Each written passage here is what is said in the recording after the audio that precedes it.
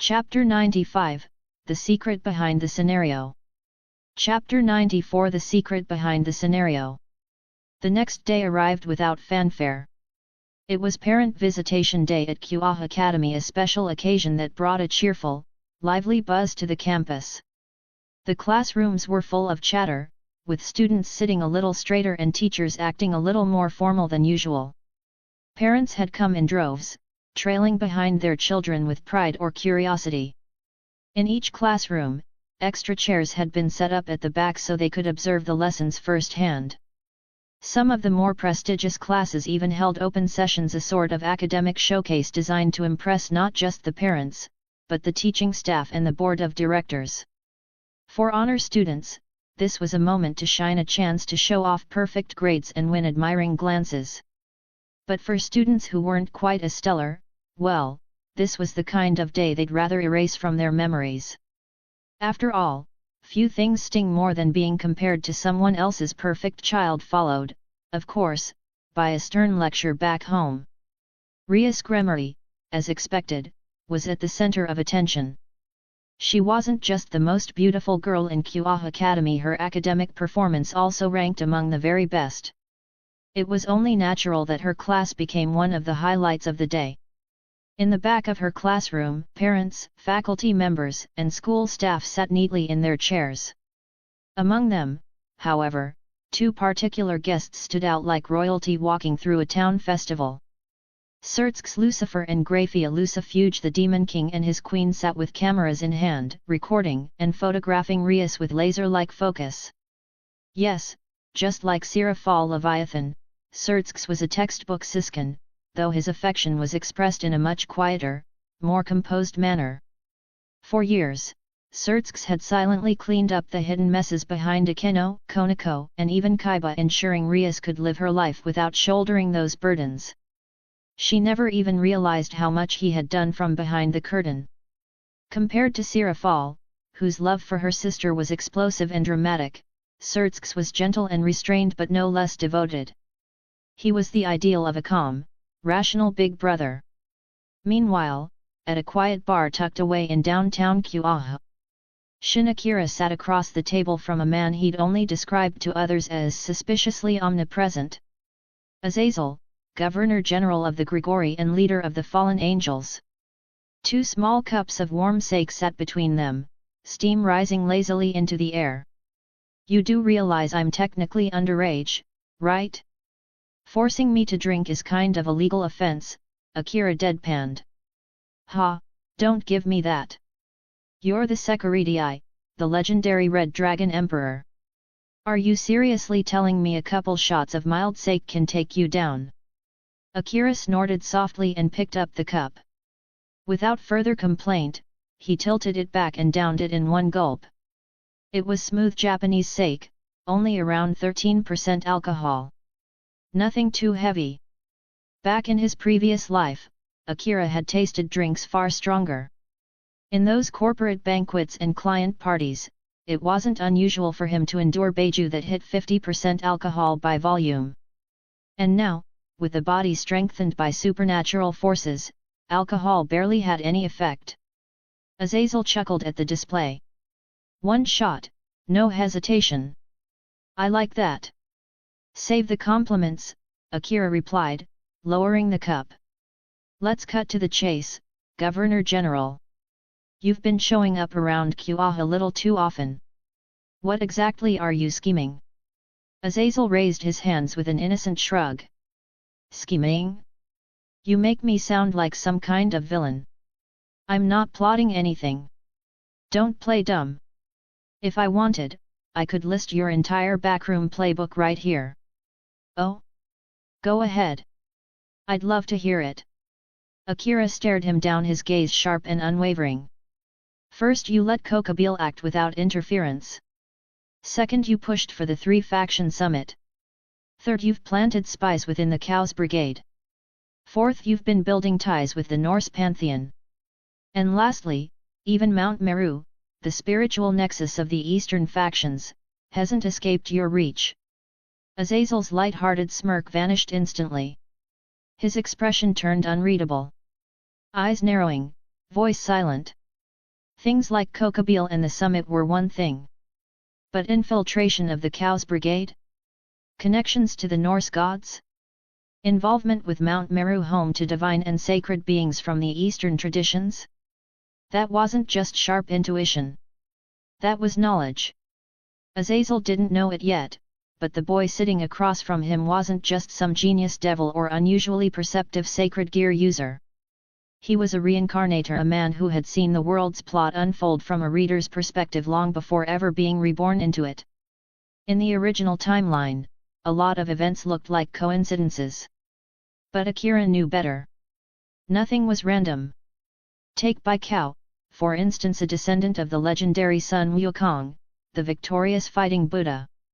A yokai monkey who inherited divine strength from one of the East's greatest legends.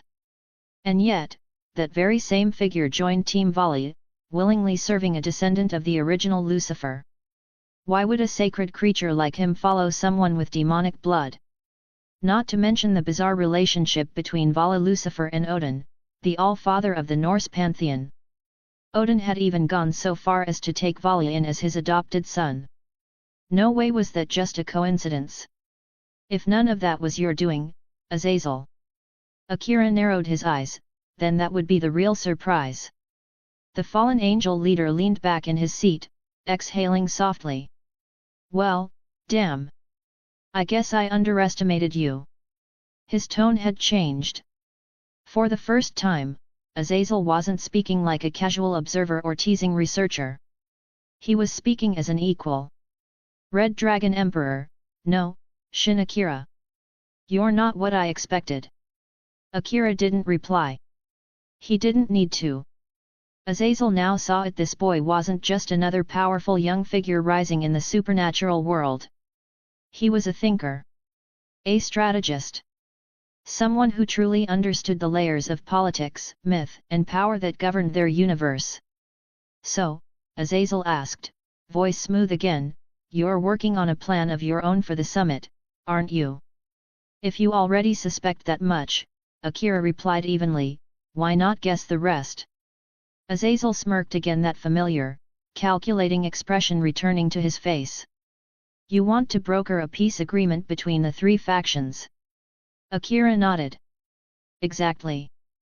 And the fastest way to unite enemies, is by giving them a common threat. Something none of them can defeat alone.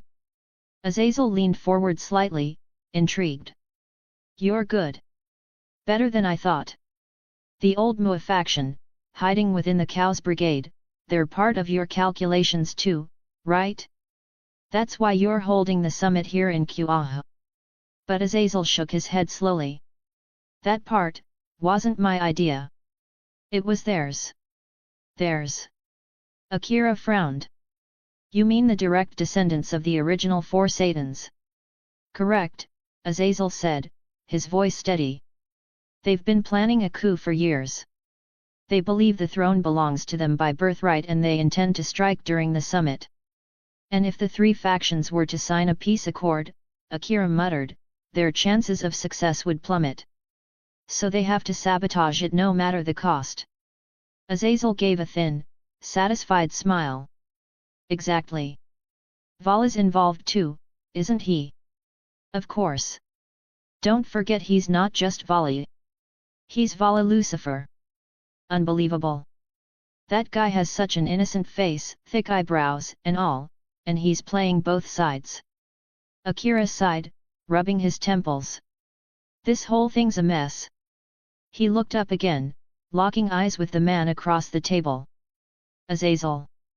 The genius researcher. The eccentric inventor. The fallen angel with a mischievous streak. But right now, he wasn't any of those things. He was cold. Strategic. A veteran of ancient wars. A man who once stood against God and the original Satans and survived. No matter what image he liked to project, this man wasn't just a mad scientist. He was a tactician. A kingmaker. A mastermind playing the long game behind the scenes. Chapter 96, Michael. Chapter 95, Michael. After wrapping up his brief yet revealing meeting with Azazel, Akira returned home. Their talk shared over a couple cups of light sake had cleared up quite a few tangled threads in his mind. More than ever, it was clear, the upcoming three-faction summit was far messy than he'd imagined. So many agendas. So many players. He opened his front door. Click, and immediately locked eyes with a man sitting quietly in his living room. A man with radiant golden hair, gentle features, and an aura so holy it made the room feel different. Serene. Beside him stood Asia Argento, practically glowing with awe, hands folded in front of her as if standing before a saint. And next to him someone a bit less welcome. Irina Enkidu. Forgive the unannounced visit, Lord Shin Akira, the golden-haired man said with a calm smile. Akira narrowed his eyes slightly, his voice dry. First Surtsks, then Azazel, and now His Holiness, Michael the Chief Seraph of Heaven. Michael. One of the four great seraphim. Heaven's Supreme Commander. Since the death of the biblical god during the Great War, Michael had inherited divine authority and assumed control over the entire system of heaven. In many ways, the entire infrastructure of heaven now rested on his shoulders.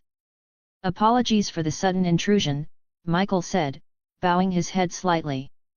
Despite his immense status, his voice remained soft, his manner humble.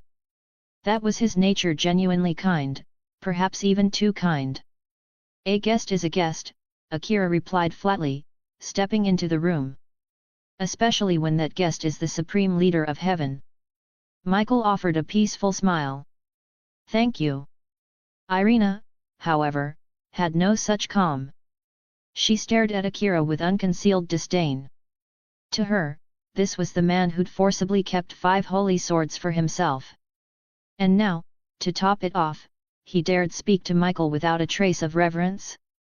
If not for the presence of her superior, she might have drawn her sword on him already. You came for something specific, I assume. Akira said, gesturing for Michael to speak freely. Michael nodded. Indeed. There are a few matters I'd like to discuss. Go ahead.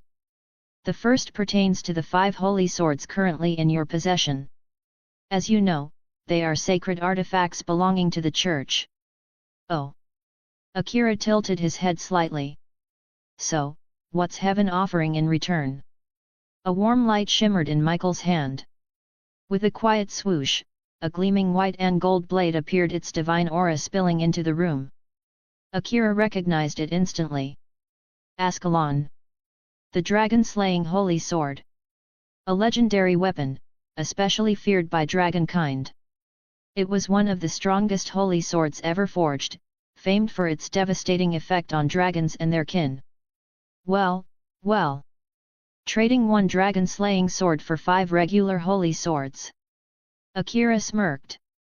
You really are a shrewd negotiator, Your Holiness. Does that mean you disapprove of the offer, Lord Shin Akira? Not at all, Akira said with a shrug. Honestly, those 5 swords are pretty useless to me. But Ascalon? Now that is different. Then, do we have an agreement? Akira gave a faint nod. We do. As if responding to his will, the 5 holy swords previously floating in his living room gently descended, landing neatly before Michael. Irina's face twitched. Her anger was barely contained. These were sacred relics, treasures of the church, and here they were, treated like coins in a back alley barter. Still, Michael remained calm. With grace and reverence, he accepted the swords, then extended Ascalon toward Akira with both hands. A solemn exchange, clean and complete. From a practical standpoint, Akira had lost nothing. Without a holy sword factor, the 5 swords were nothing more than trophies to him, dormant, sealed in power. Keeping them would have been a waste. But Ascalon, on the other hand, had potential. And Akira never let potential go to waste. After receiving the sword, he turned his gaze back to Michael. No way Michael had come all this way just to trade swords. That alone didn't warrant a visit from the leader of heaven. Besides, when Kokabeel had stolen those very swords, the church hadn't sent an army. They'd only dispatched 2 girls, Zenobia and Irina. That said enough about their true value in the grand scheme. You've been briefed about the upcoming summit, haven't you? Michael asked gently. Surtsks and Azazel already brought it up, Akira replied. But I doubt you came here just to chat about peace talks. Michael nodded slowly. That's partially true. As things stand, the Red Dragon Emperor is aligned with the devils. The White Dragon Emperor with the fallen angels. So, before the 3-faction summit begins, I wanted to meet you, face to face. Akira scoffed. You really are what Azazel said. A walking embodiment of hypocritical angelic diplomacy. His tone was cold. Not a shred of formality. You dare! Irina snapped, stepping forward. Her voice rang sharply through the room. Do you even understand who you're speaking to? Before Akira could respond, Michael raised a hand. Irina. His voice was as gentle as ever but carried undeniable authority. Irina bit her lip, fists clenched. Reluctantly, she stepped back beside her superior. Michael sighed inwardly. He knew full well Akira wasn't someone to be taken lightly anymore. He was young, yes. But his power had already reached Mu-class levels. And more than that, he was the current Red Dragon Emperor. That alone made him a major player in the supernatural world. Add in the fact that he was engaged to Rias Gremory, and had direct ties to Surtsks Lucifer himself. There was no room for arrogance, even from heaven. Akira looked at Irina again, eyes calm yet sharp. You really haven't learned your lesson, have you, Irina Shadu? What? That arrogant tone you used in front of Rias. Your reckless pride when facing Kokabeel. And now, your open disrespect toward me. You act like you're important, but the truth is his voice dropped to a chill. You're not. You're weak. And the only reason you're still breathing is dumb luck. You. Irina started to move again but froze under Michael's gaze. She didn't dare take another step. Please forgive her, Michael said quietly. Irina is still young and immature. Don't give me that, Akira replied. We're the same age, Michael. Both of us are 15. That shut him up for a moment. Michael had momentarily forgotten this teenager standing in front of him had already reached a height most would never touch in their entire lives. Mu-class. Even among gods and divine beings, those who stood at that level could be counted on one hand. Let's cut the small talk, Akira said, crossing his arms. What is it you really want from me? Michael hesitated only briefly before answering. Whether you realize it or not, your power and influence carry weight. And while you are technically Rias Gremory's fiancé, you are not officially affiliated with the Devil faction. Which is why your stance during the 3-faction summit matters greatly. Akira let out a short laugh. You're all the same. You, Surtsks, Azazel, asking the same thing. Oh? What do you mean? Azazel brought it up this afternoon. Surtsks hinted at it last night. And your answer? It's simple, Akira said with a dry smile. I don't care. War, peace, do whatever you want. As long as you don't drag me into it, it's none of my business. I may be Rias's fiancé, but I don't belong to the Devil faction. I see. Michael nodded slowly, accepting the answer for what it was. It wasn't what he had hoped to hear. But at least it was honest. Chapter 97, The 3-Faction Summit. Chapter 96, The 3-Faction Summit. The late afternoon sun cast long shadows across Kuoh Academy, its familiar halls now playing host to an unprecedented meeting that could very well decide the future of the entire supernatural world. Inside a modest-sized conference room within the school grounds, 4 figures sat around a circular table. Each one was a titan of their faction pillars upholding the balance of the supernatural realms. From the underworld, Surtsks Lucifer and Seraphal Leviathan, 2 of the current 4 great Satans. From heaven, Michael, the chief seraph and acting leader of the angels. And from the Grigori, Azazel, Governor-General of the fallen angels. Michael sat at the center. To his left were Sertzks and Seraphal. To his right, Azazel. Leaning casually against the wall behind Azazel was Vala Lucifer, arms crossed, looking as uninterested as ever despite the gravity of the situation. Behind Seraphal stood Rias Gremory and Sana Shidari, flanked by their peerages. Though they weren't seated at the table, their presence marked the importance of the occasion. Akira stood alongside them, just slightly behind. Despite the cramped room, the hierarchy between everyone present was painfully clear. Sertzks opened the discussion in a calm yet commanding tone. This summit was convened in response to a recent incident, Cockabille's rampage. His crimson gaze drifted to Azazel. Governor General, I believe you have something to say. His words weren't accusatory, but there was a weight behind them. After all, the devils and angels had both suffered during the incident. While the church lost 3 holy swords, the devils had nearly lost the sisters of 2 of the 4 Satans. Azazel gave a casual shrug. Apologies for the trouble caused by Kokabille. But let me be clear, his actions were of his own accord. They do not represent the will of the fallen angel faction. He didn't mention that he'd known of Kokabille's plan from the beginning. That detail could stay buried. As far as he was concerned, this was Kokabille's last contribution to peace, being the perfect scapegoat. Michael followed up in a solemn tone. This wasn't a minor incident. It involved all 3 factions: angels, devils, and fallen angels. It could have reignited the Great War. Among the 3 sides, heaven was in the most precarious position. The devils had adapted over the years. Even with the decline of pure bloods, their peerage system through devil reincarnation allowed them to maintain strength. The fallen angels, while lacking such a system, could still reproduce normally. But heaven was different. Since the death of the biblical god, Michael had been keeping the divine system running on his own. That system was weakening, especially the safeguard designed to prevent angels from falling due to human emotions. As its power waned, more angels had begun to fall, increasing the fallen angel numbers and reducing heaven's own ranks dangerously. If that's the case, Michael, Azazel said with a knowing smile, then what are you proposing? They had once stood side by side as seraphim. Azazel knew exactly how Michael thought. Michael closed his eyes for a brief moment, then said with unwavering resolve, our world can no longer withstand any more chaos. That is why I believe it's time we welcome peace. Silence filled the room for a moment. Then, Sertzks, Seraphal, and Azazel all smiled, subtle, yet genuine. Akira and Vala didn't react.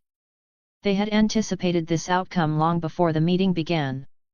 But Rias and Sana, their eyes widened in disbelief. Peace? Between angels, devils, and fallen angels? These 3 factions had been locked in conflict for thousands of years. And now they were going to end it, here, in a small school in Japan? The so-called rigid one of heaven, hearing something like that from you feels surreal, Azazel chuckled softly. I've lost too much, Michael said quietly, his gaze distant. Those we've lost can never return. All I can do now, is guide humanity forward and ensure the survival of the angels. You've really changed, Michael, Azazel murmured, voice tinged with something between nostalgia and sadness. They were both born as direct creations of God. Even now, Azazel couldn't bring himself to hate the being who had created them. His reverence for God had never truly disappeared. But Michael had once been the most devout among them. And now he spoke like a man carrying centuries of burdens. Azazel understood, though. Since God's death, all responsibility had fallen to Michael alone. Each time an angel fell, Michael suffered anew. If Michael seeks peace, Sertzks said, voice firm and steady, then the devil faction supports that vision wholeheartedly. The original 4 Satans are long gone. But the legacy of the devils must continue. What we need now isn't more war, but true peace. The world keeps turning, even without God, Azazel added lightly.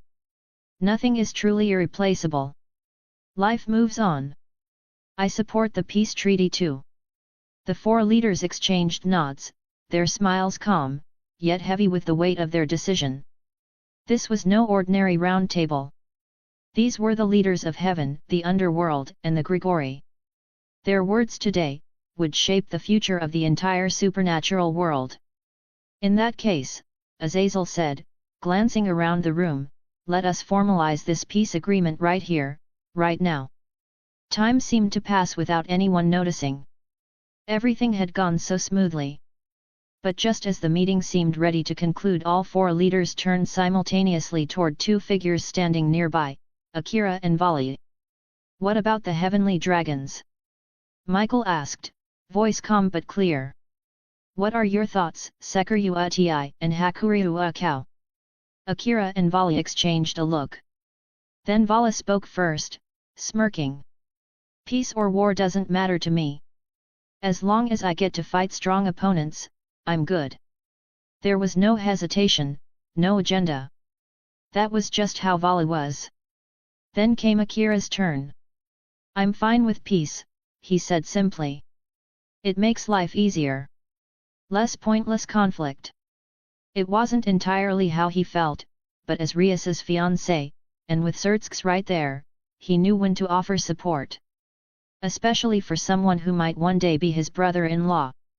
In that case, Michael said, rising slightly from his seat, let it be recorded. Angels, devils, and fallen angels, these 3 factions have reached a consensus. And with the heavenly DRA he never finished. A violent tremor shook the room. The entire building quaked as something massive rumbled from underground. Dust drifted from the ceiling. The table vibrated. Everyone instantly turned toward the source of the disruption. This summit of peace wasn't over just yet. Chapter 98, Kuoh's Brigade's Assault. Chapter 97, Kuoh's Brigade's Assault. The ground trembled. A pulse of time-manipulating energy rippled out from the heart of Kuoh Academy, spreading like an invisible wave across the campus. And in an instant, time stopped. Everything, every breeze, every sound, every living being not strong enough to resist was frozen mid-motion. The world turned grey, drained of color, motion, and life. A stagnant silence swallowed the area. Within the meeting room, Rias Gremory, Sana Shidori, and their respective peerages stood locked in place, completely immobilized by the temporal field. Time had stopped and it wasn't natural. But not everyone was affected. Sertsk's Lucifer. Seraphal Leviathan. Michael. Azazel. Their sheer power and control over their domains allowed them to resist the anomaly without even trying.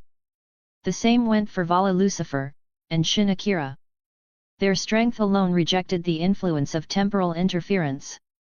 The heavenly dragons would not bow to time. Always at the worst possible moment, Sertsk muttered with a weary sigh. Frustration laced his voice. Peace between the 3 factions within reach, one step away from ratification, and now this. The choice of Kuoh Academy as the summit's venue had been deliberate. A small town, out of the way, and not of much interest to most supernatural beings. It was supposed to be a neutral ground. And yet, Sertsk immediately sensed magic signatures appearing outside the building. One of them was all too familiar.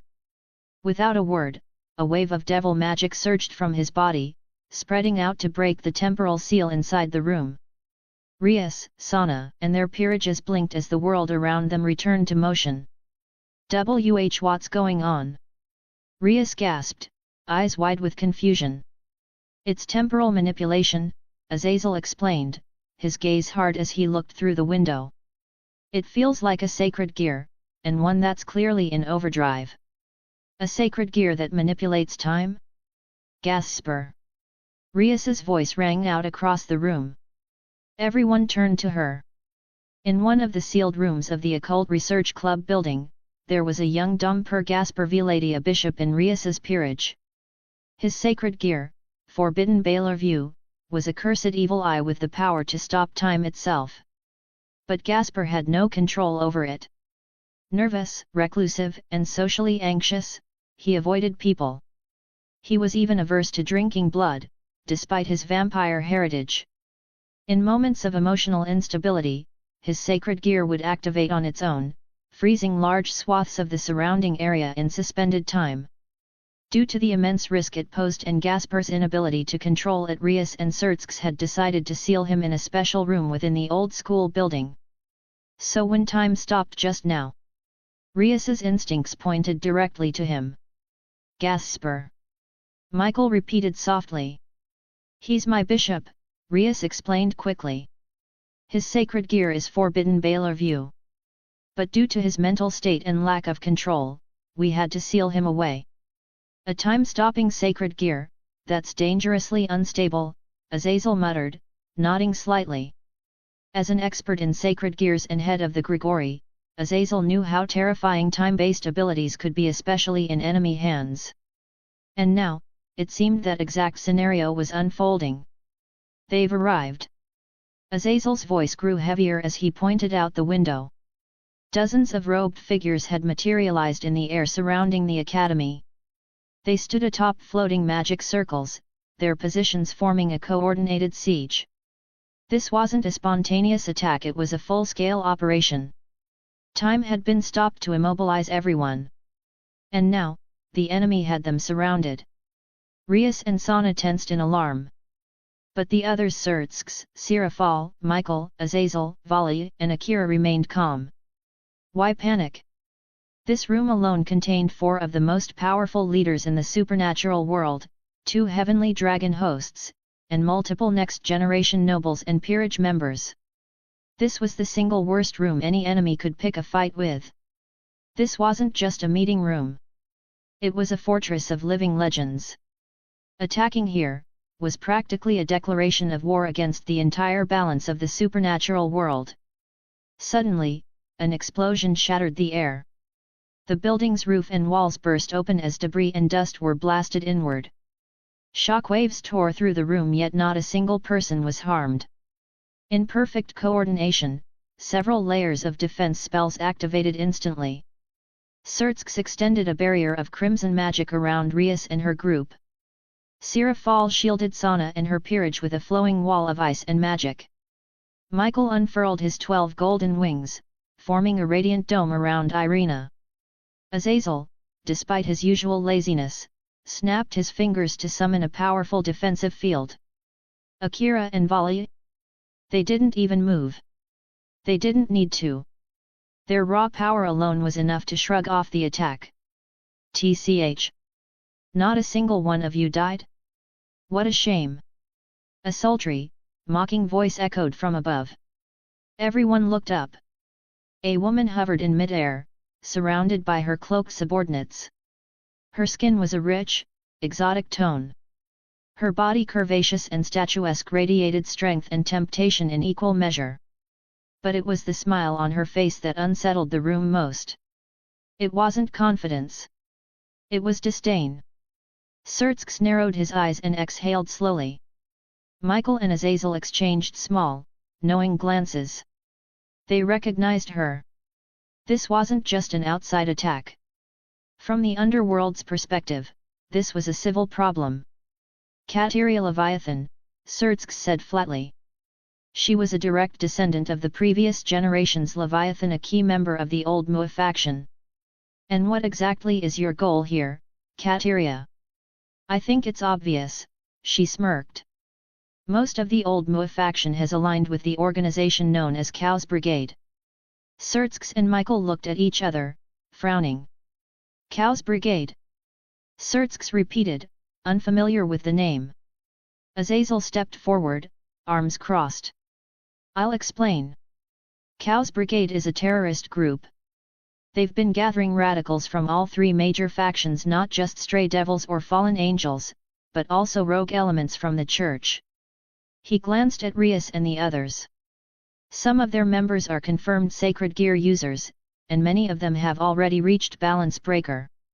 What? Rias gasped. And it doesn't stop there, Azazel continued grimly.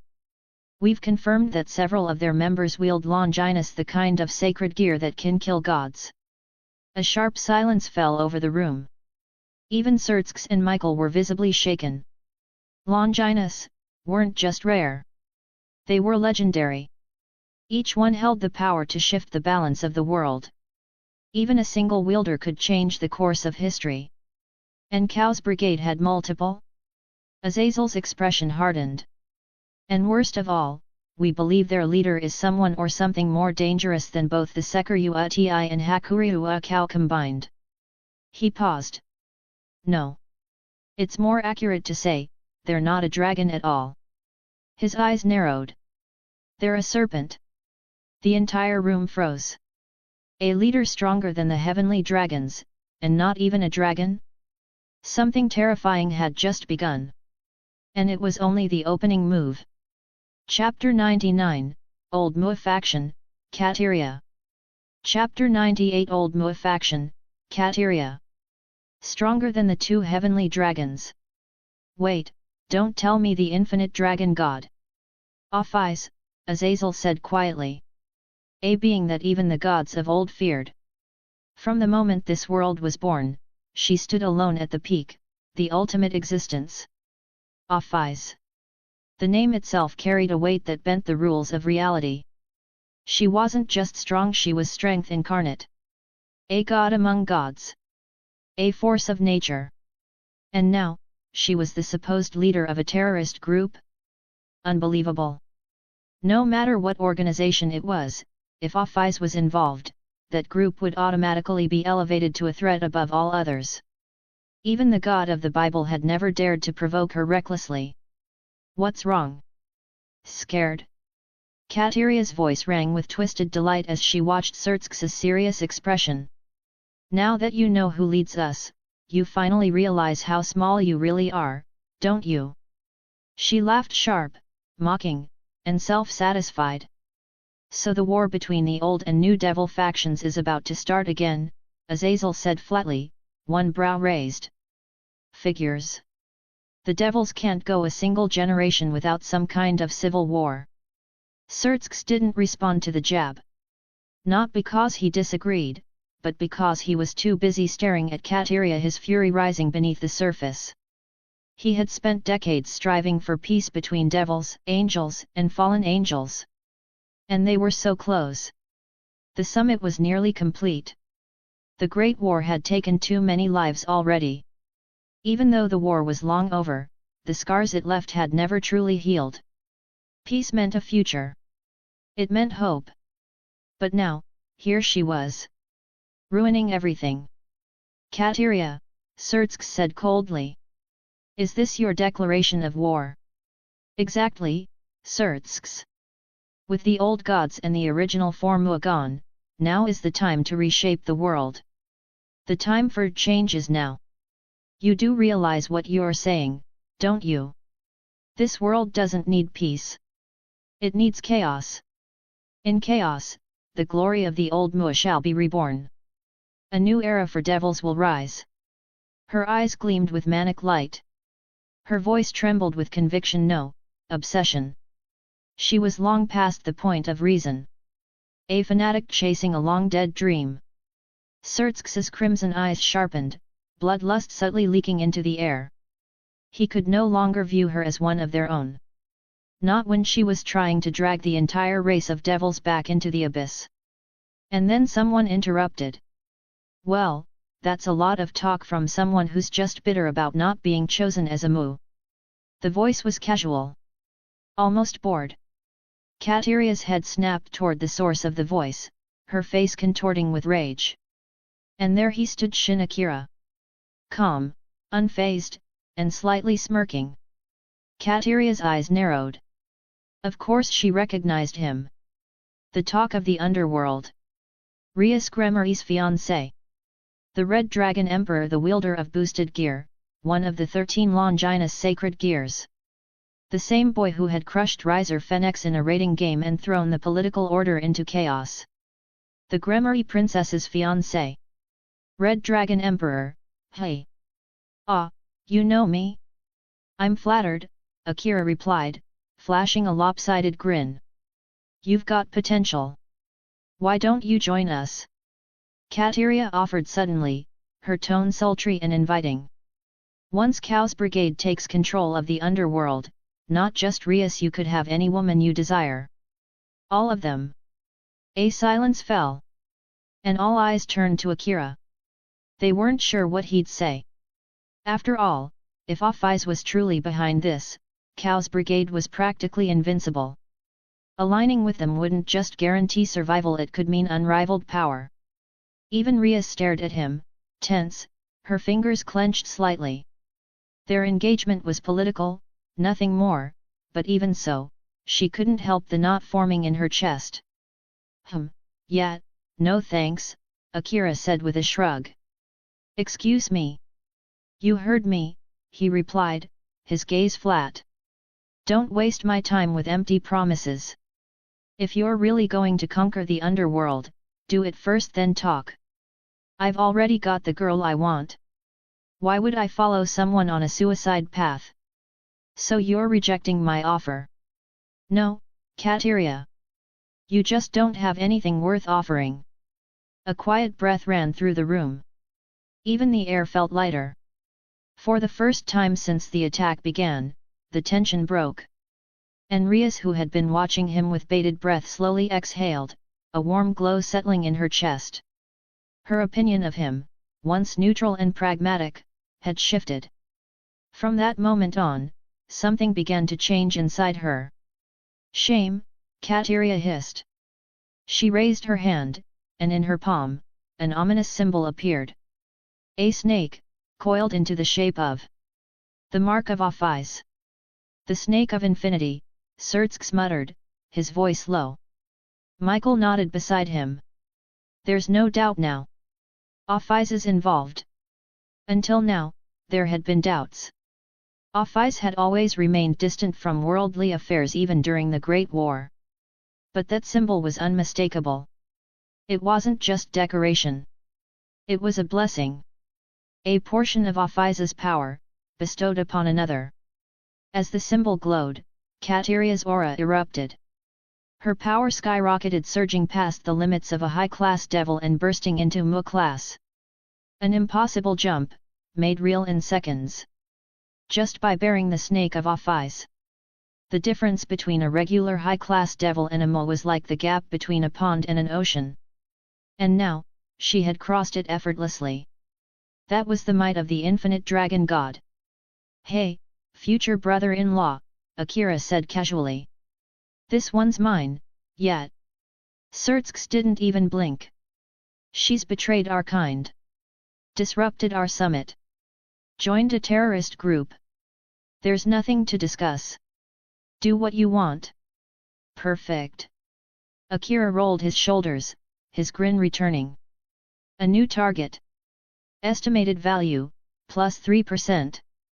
Ever since his sync rate had hit 80%, the only way to improve was by fighting powerful enemies, those at high-class devil level or beyond. And now, he was staring down a full-on Mu-class opponent. Talk about divine timing. In the original timeline, Kateria was supposed to be defeated by Azazel at the cost of his arm. But not this time.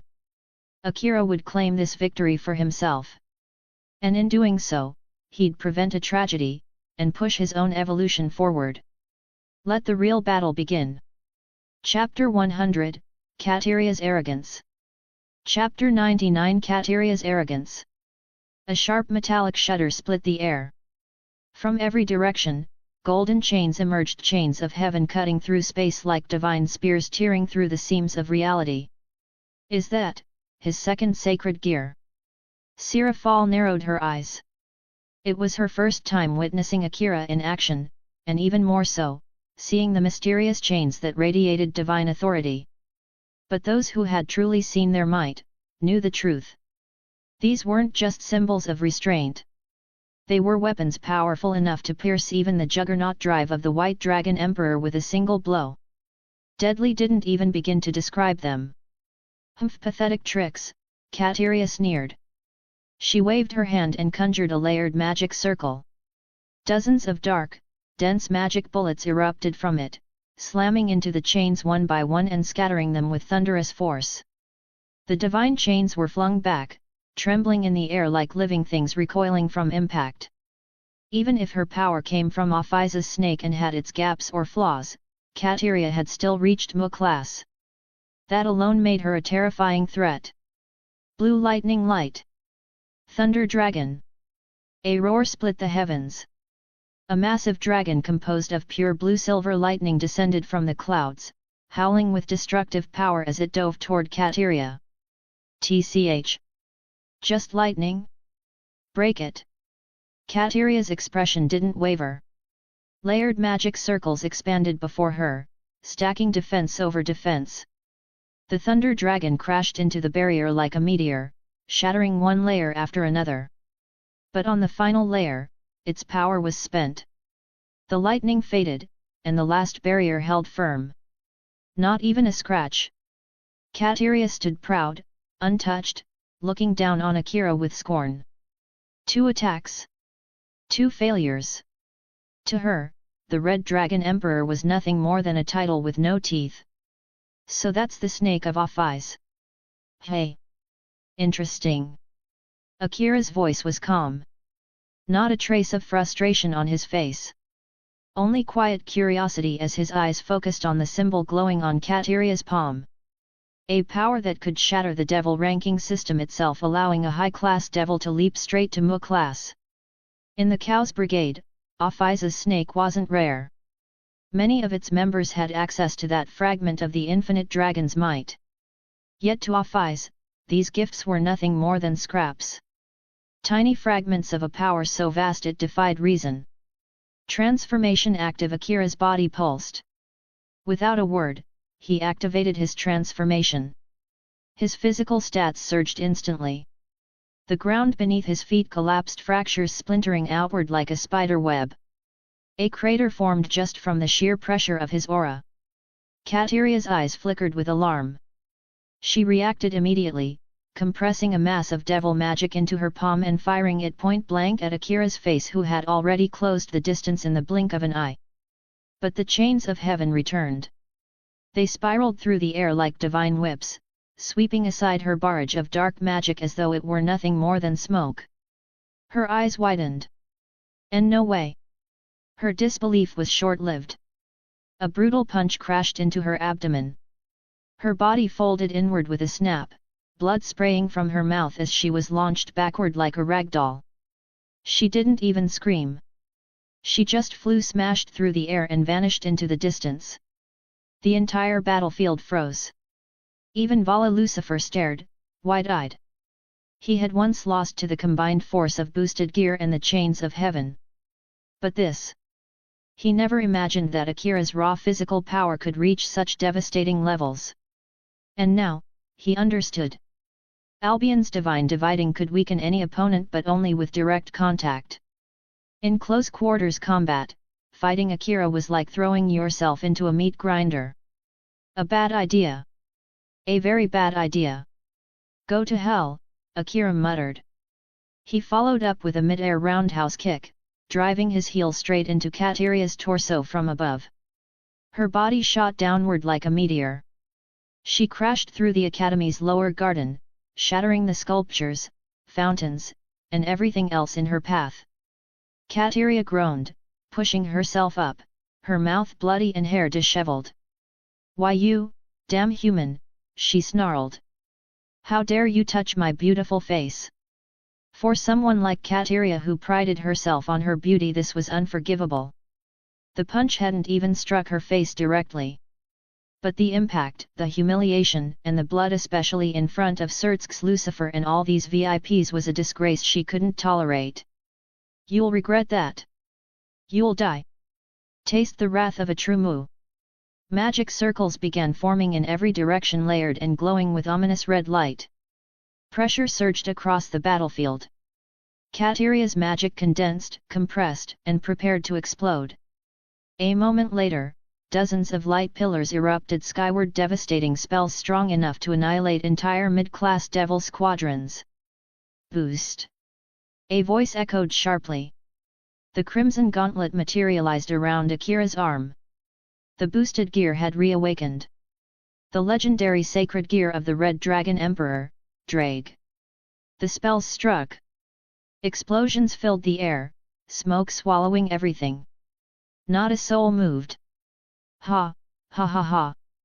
That's it. He's dead. Kateria laughed, eyes wide and crazed. Did you really think a human could beat me? The rightful heir to the name Leviathan. In the distance, Seraphal Leviathan simply sighed. She had once hoped to make peace with Kateria. Even after the old Mua faction's fall, she hadn't wanted to erase Kateria's existence. After all, the name Leviathan had once belonged to her. Seraphal always thought she was just a substitute chosen out of necessity.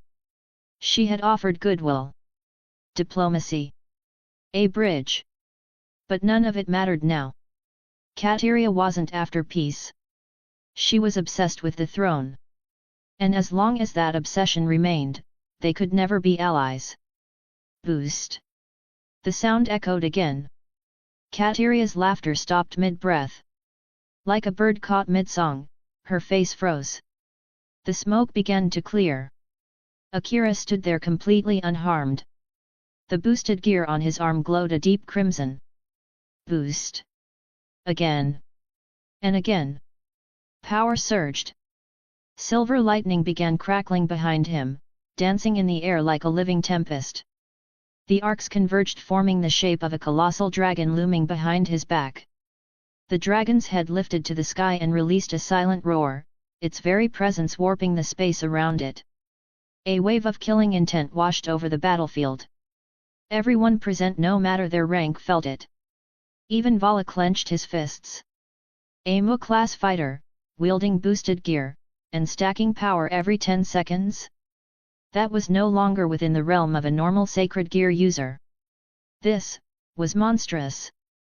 And the countdown had only just begun. Chapter 101, The Gap in Power.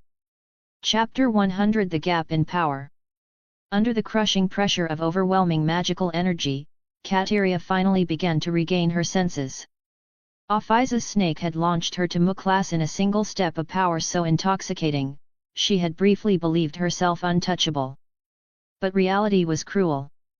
Especially when that arrogance was shattered by absolute, unrelenting defeat. Now, the magical energy radiating from Akira far exceeded anything she could hope to match. The haze clouding her judgment slowly cleared, replaced with something far more primal terror. And it was already too late. There was no path for escape. No option to fight back. All she could do was stare into the abyss swallowing her. Boost. The quiet voice triggered another surge. The thunder dragon blue lightning light let out a roar that seemed to split the sky itself. Its body rapidly swelled, the lightning intensifying around it, cascading in waves across the battlefield. Searing bolts slammed into the ground, vaporizing everything they touched. Kateria, was it? Akira's voice echoed calm, yet deathly cold. Will you vanish in this storm of thunder and lightning? Reduced to dust, never to be remembered. The dragon's roar returned, rattling the heavens. It dove silver lightning tearing through the air like judgment itself. And no. Stay back. Stay away. Vala. Help me. Kateria's voice cracked, her scream shrill with panic as she looked desperately toward Vala. Tears and blood stained her face, the fear of death consuming every inch of her pride. But Vala's expression remained emotionless. That's your battle. I'm not involved. Vala. You're really going to abandon me? After everything we... She didn't finish. The dragon struck. A colossal impact engulfed the field, turning the area into a storming sea of silver lightning. The sky itself glowed with electricity as the land was vaporized beneath it. A moment later, silence. Kateria was gone. There was no scream. No trace. Just a crater scorched with divine thunder, and the lingering scent of ash. Yet something peculiar happened. The snake that had dwelled inside Kateria didn't perish along with her. Instead of being annihilated by Akira's magic, it vanished, as if recalled. Akira narrowed his eyes. He could feel it clearly, through his affinity with lightning. That wasn't destruction, it was retrieval. Off-Ice had pulled it back. It made sense. The power never belonged to Kateria. It was simply a fragment of the infinite dragon's essence reclaimed at the moment of her defeat. Ding! You have gained 3% progress toward inheriting the template. A small smile curled on Akira's lips. That alone made this battle worthwhile. But his gaze shifted now toward the remaining mages of the Cow's Brigade still standing in the distance. His smile widened. Well, I am in a pretty good mood right now. Let's clean up the rest of the trash too. A sudden metallic chime echoed across the field.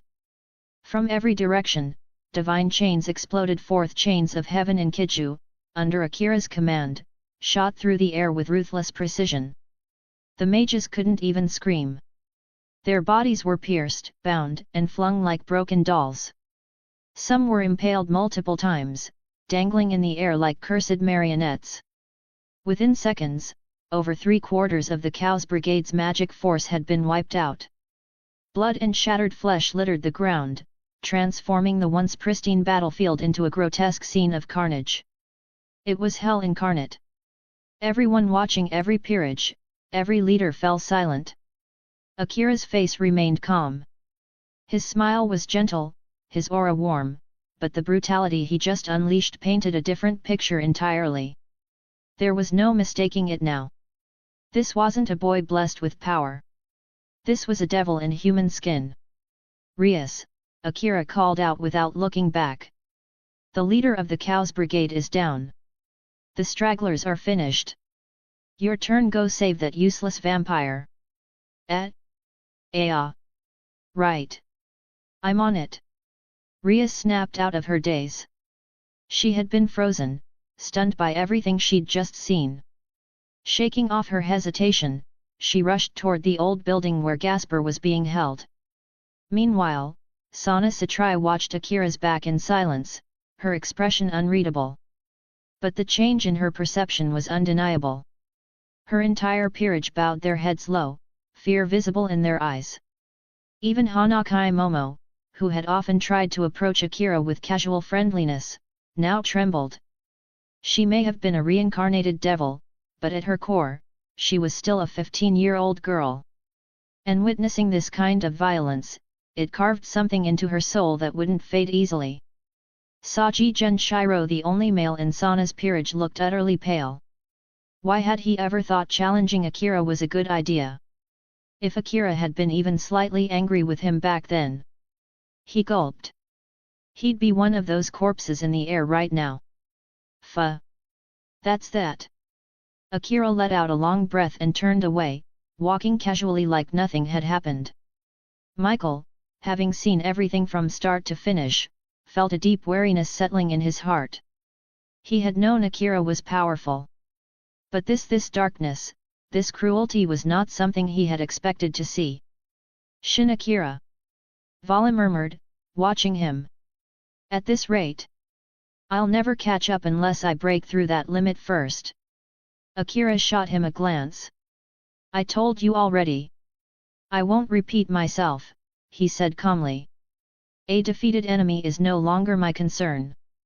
I'm giving you time, Vala. Time to catch up until the day you can't anymore. Vala fell silent. Those words, they weren't arrogance. Not anymore. They were simply the truth. Back then, on that rainy night, Vala had dismissed them as overconfidence. But now? Now he realized Akira's progress was like a rocket piercing through the sky, unstoppable and defying all logic. Meanwhile, even after pushing himself and reaching ultimate class devil, Vala was still far behind. Make no mistake, Vala Lucifer was a rare prodigy.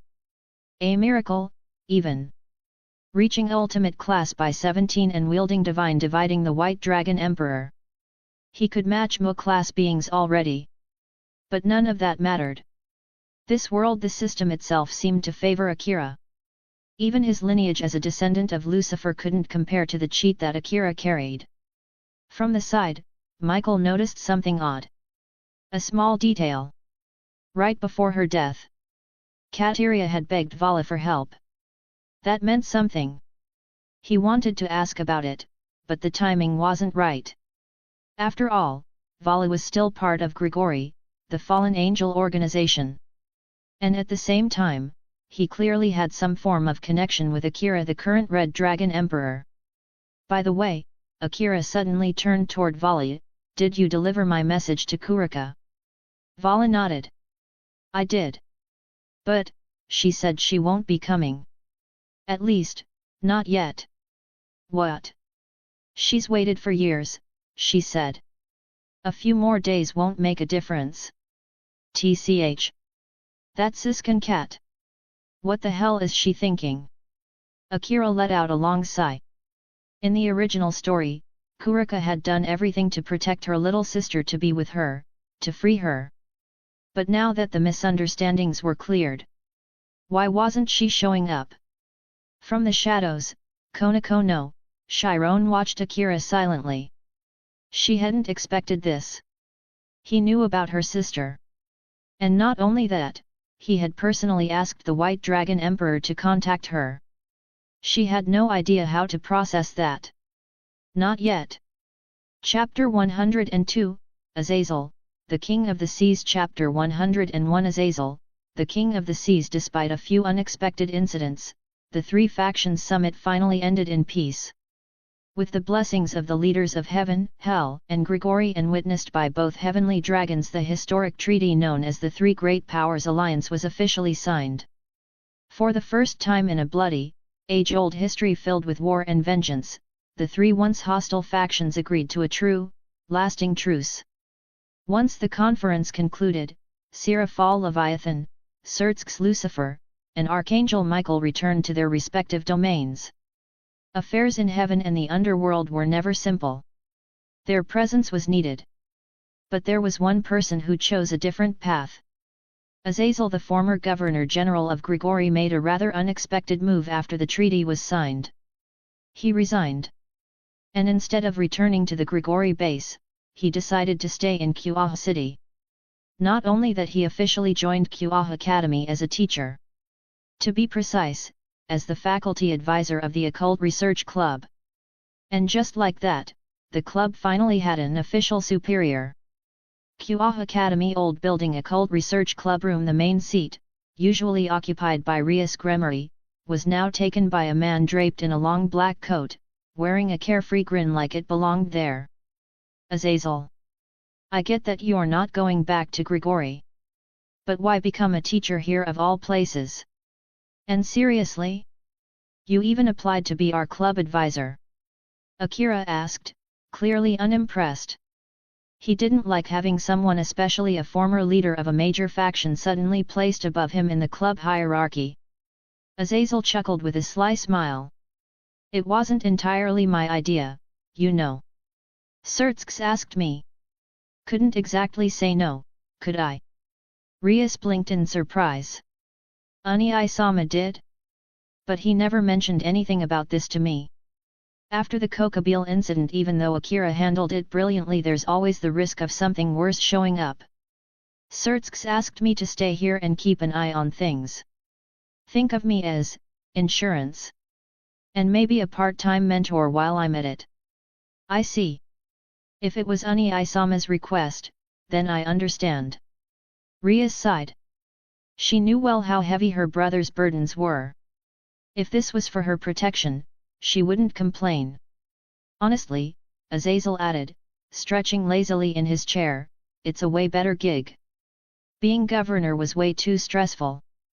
Now I can take it easy and indulge in my favorite hobby, researching sacred gears.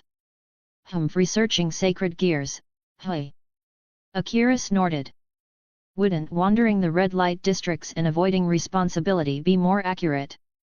Silence. Every member of the club stared at Azazel in disbelief. A fallen angel. Once a high-ranking angel of heaven. One of the brightest minds in all existence. And that's how he spent his free time? Given his status, charm, and everything else, getting a girl shouldn't be hard. Azazel's expression twitched. Akira's bluntness had hit a little too close to home. His new role as a teacher might not survive much longer at this rate. Anyway, Akira continued, changing the subject, there's something I've been meaning to ask. Oh? What is it? Rainare. The fallen angel who was assigned to Kuoh. She was one of your agents, right? Rainare? Yeah, she was under my command. But if I remember correctly, you're the one who took her out. That's not the point. What I want to know is if she was so obsessed with you, why didn't you accept her? She went as far as stealing Asia's sacred gear just to get your attention. Azazel fell silent. That question struck deeper than expected. Even for him, the answer wasn't simple.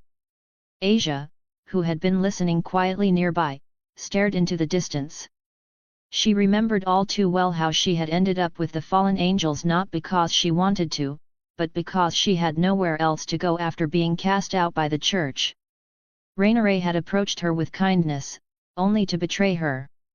I'm waiting, Akira pressed, his tone sharpening. Or is this just another one of your unusual preferences? It's not like that, Azazel muttered, sighing. It's just girls who throw themselves at me that hard? It kills the thrill. I've met way too many of them, and let's just say I've already enjoyed my fair share. Akira raised an eyebrow and thought to himself, this guy's living the dream of every man on earth. It really wasn't surprising. Azazel had once been an ultimate class angel. His charisma and influence were legendary. And after falling, becoming the head of Grigori? Yet, he was drowning in women. Some even said he fell from heaven because he was too curious about worldly pleasures. So in a way, this level of experience made sense. Then why are you still into normal women? The ones who aren't angels, devils, or anything supernatural? Azazel gave a relaxed smile. Because after years of dining on the finest gourmet, sometimes, you just crave street food. It's a different flavor, raw, unexpected, memorable. You're seriously the king of the seas? Rias muttered, rubbing her temple. She was starting to question whether letting Azazel near students had been a wise move. King of the seas, a man who docked in every romantic harbor he could find. And Azazel? He was the living embodiment of the title. Akira let out a long sigh. Equal parts impressed, and envious. But Azazel wasn't done yet. By the way, Akira, he said, suddenly perking up, can I take a look at your sacred gears? Just for research purposes. Boosted gear and chains of heaven. Just a quick scan, I swear. He looked far too eager. It was another reason he had accepted this teaching job, those two sacred gears. The boosted gear, one of the original 13 Longinus. And chains of heaven, an unrecorded, god-tier sacred gear with no historical precedent. For Azazel, this was like being handed two holy grails on a silver platter. Crack! Suddenly, a golden chain whipped through the air and embedded itself in the wall, inches from Azazel's head. He blinked, turning his eyes toward it slowly. Hat! That was close. The next one, Akira said flatly, will go straight for your head. His tone was deadly serious. This wasn't a negotiation. His sacred gears weren't toys for experimentation. Not even for someone like Azazel. Chapter 103, The Dumper in a Cardboard Box. Chapter 102, The Dumper in a Cardboard Box. Tension lingered in the air like a storm cloud refusing to pass. Azazel let out a silent sigh. He knew he had crossed a line, one he probably shouldn't have touched, no matter how deep his curiosity about those sacred gears ran. Scary. A small voice echoed from the corner of the clubroom. Everyone turned toward the source. A cardboard box in the corner gave a suspicious wiggle, and from a gap in the flaps, a pair of teary eyes peeked out. The heavy mood instantly deflated. Rias Gremory pinched the bridge of her nose and let out a long sigh. That voice, that ridiculous hiding spot, there was only one person it could be. Gasper. Sure enough, the one inside the box was none other than her Bishop Gasper V. Lady. A shut-in dumper with crippling social anxiety, a mild identity crisis, and a concerning obsession with women's clothing. Ever since he'd been rescued from the Cows Brigade, he had practically fused with his beloved cardboard box, treating it as if it were the last sanctuary in a cruel and unforgiving world. Even dragging him out by force was futile. He'd just vanish in the blink of an eye, thanks to his sacred gear Forbidden Bailer View, a time-based ability that made escaping almost too easy. In the end, Rias gave up and had the entire box transported to the clubroom, contents and all. "Gasper," she said gently, walking closer, "this isn't the battlefield anymore. No one here's going to hurt you. Won't you come out? Just for a little while." "No. It's scary out there," he wailed from inside. "There's the fallen angel governor, your terrifying fiancé, and even Excalibur users. I'm not coming out." Rias nearly snapped. Since when had her fiancé become part of the horror lineup? "Useless dumper," Konako muttered flatly from her spot perched casually on Akira's lap. "Oh wah! Even Konako-chan's bullying me now." Loud sobbing erupted from the box.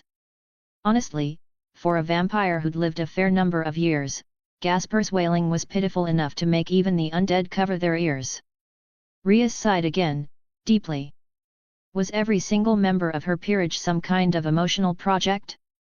With Akira's help, she'd managed to crack open the hearts of Akeno, Konako, and Yuuto.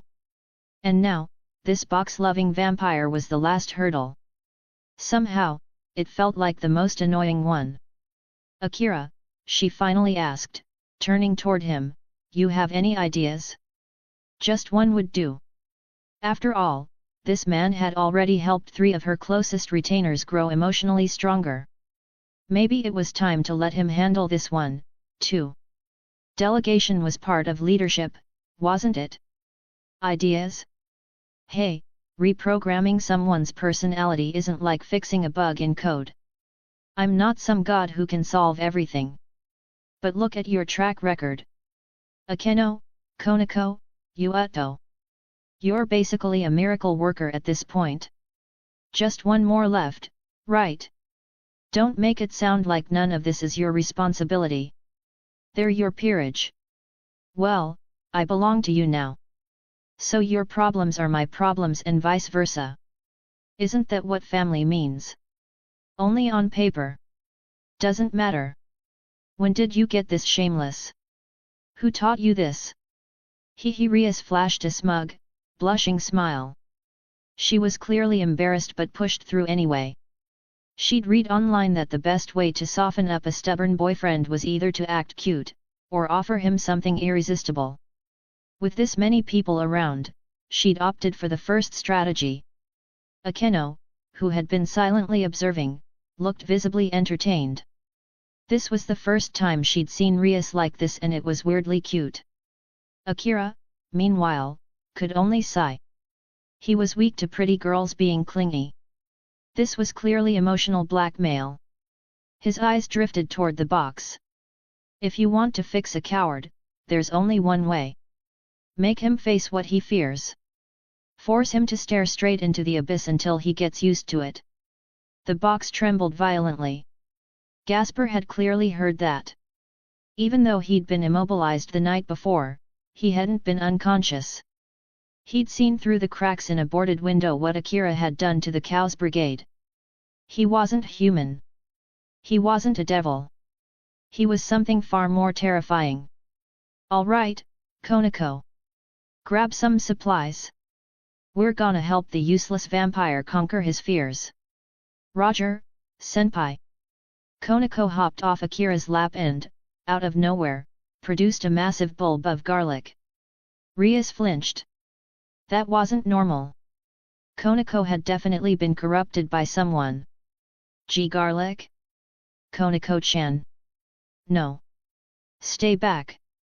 From the slit in the cardboard, Gasper's panicked eyes locked onto the deadly vegetable, and he immediately scrambled still inside his box toward the opposite wall. It moved with surprising speed and agility, as if the box had sprouted legs.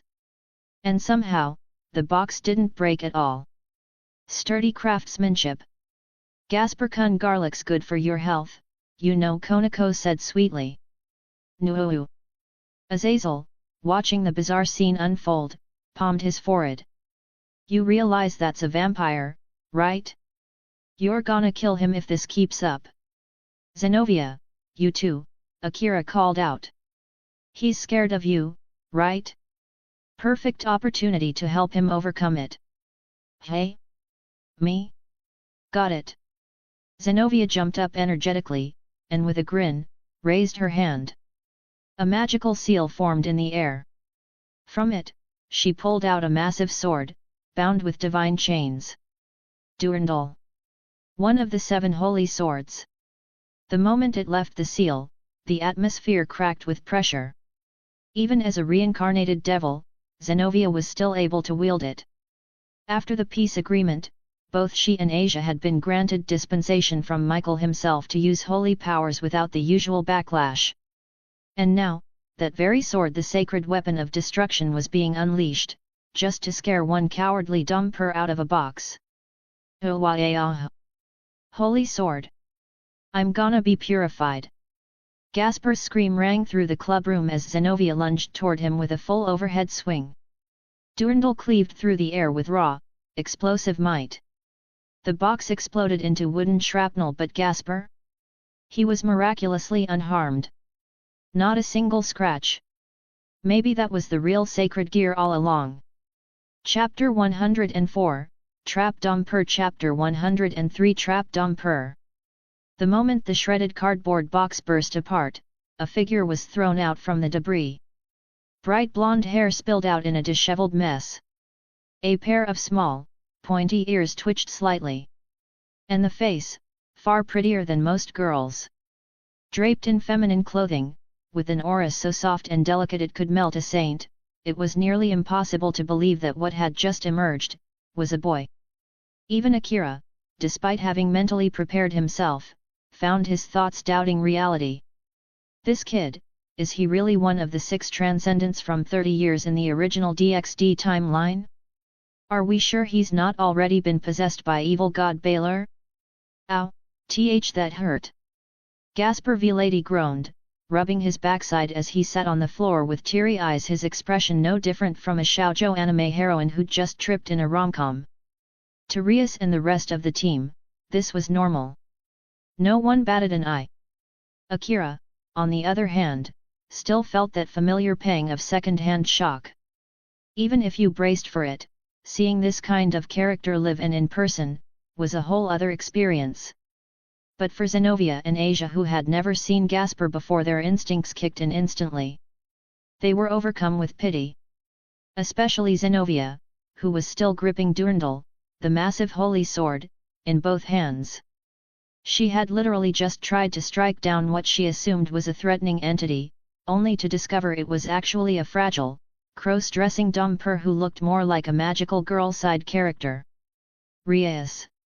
I gotta ask, Zenobia whispered, her voice hesitant. Do you, have some kind of, special fetish? Excuse me. I mean, just look. I won't say anything about Akeno or Konako, they're kind of, inevitable variables. And Kaiba's got his own tragic backstory. But this one? A cowardly shut-in dumper trap who doesn't even go outside. Where did you find him? Well, there were circumstances that led to me recruiting him. Rias turned her face slightly to the side, avoiding Akira's gaze. She knew full well how unique her peerage was. Akeno, Konako, Yuato, and now Gasper. Throw in Asia Argento, a former nun exiled from the church, and Zenobia Quarta, a former holy sword wielder who defected to the devils after her faith crumbled, and you had a cast that was anything but normal. Especially Zenobia. Once a stoic knight of the church, now practically a cheerful idiot with sword privileges. Gasper, garlic is good for your health. Eek. Without warning, Konako stepped forward and calmly shoved a clove of garlic straight into Gasper's mouth. It was an act that should have been considered attempted murder for a vampire. As Gasper writhed in horror, his red eyes began to glow faintly. The air shimmered. Ripples of time distorted around him, and in the blink of an eye, the world turned grey and silent. Everything froze in stasis. His sacred gear had activated. As always, when Gasper's emotions spiked too hard, his forbidden Baylor view triggered uncontrollably. Also known as the evil eye of time stop, it halted the flow of time within a set radius, locking everything in place. But this time, something was different. Someone wasn't frozen. Akira stood still in the grey-tinted world, completely unaffected. Azazel could have resisted too, of course, but chose to stay out of it. Why aren't you frozen? Gasper whispered in disbelief. Until now, the only person capable of withstanding his time-stopping field was Rias' older brother Surtsk's Lucifer himself. Now, there was another. Shin Akira. You're Gasper, right? Akira said, stepping closer. Why yet? I am. His fear gave way to awe. Akira wasn't just resisting his power, he was walking through it like it was nothing. Your sacred gear is amazing. Unstable but powerful. But running away from it won't fix anything. I'm sorry. He lowered his head. He didn't even know what he was apologizing for. Do you want to control that power? You mean? I can. His voice trembled with disbelief. He was so used to failure. So used to being weak. His cowardice was born from a deeper fear that he wasn't capable of anything. The reason you can't control the evil eye of time stop, is because the power itself is too far beyond your current level. You're still too weak. And so it overwhelms you instead. See, can you help me? His big, watery eyes locked onto Akira with so much hope it was nearly dangerous. Akira let out a quiet breath and raised his hand. A soft glow emerged from the air, a thin, silvery chain formed from nothing, gliding toward Gasper like a living thing. It curled gently around his wrist, forming a small, ornate bracelet. It was one of Akira's heavenly chains, divine constructs formed from his own essence. This one held only a fraction of his true power, like a single strand of divine restraint. The moment it settled on Gasper's wrist, his sacred gear's influence weakened. The time-stopping field began to retract. The logic was simple. Sacred gears adapt to the user's condition.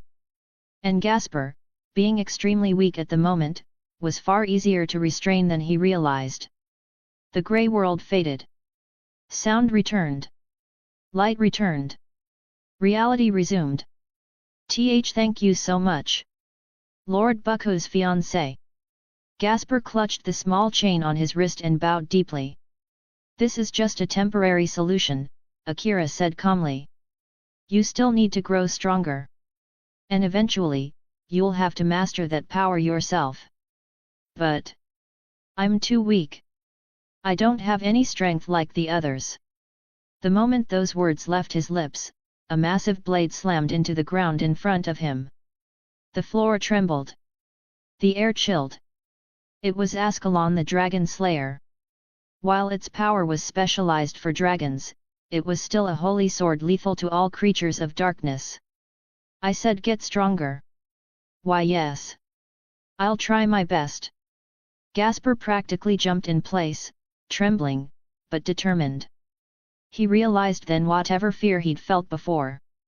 It didn't even compare to the fear of this man. Rias watched with wide eyes.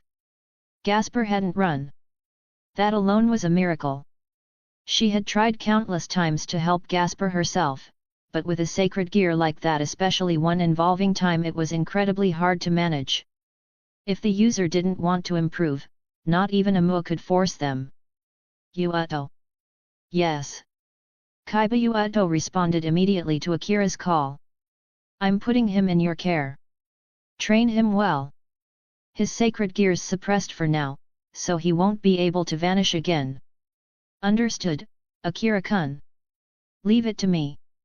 Yuato nodded with conviction.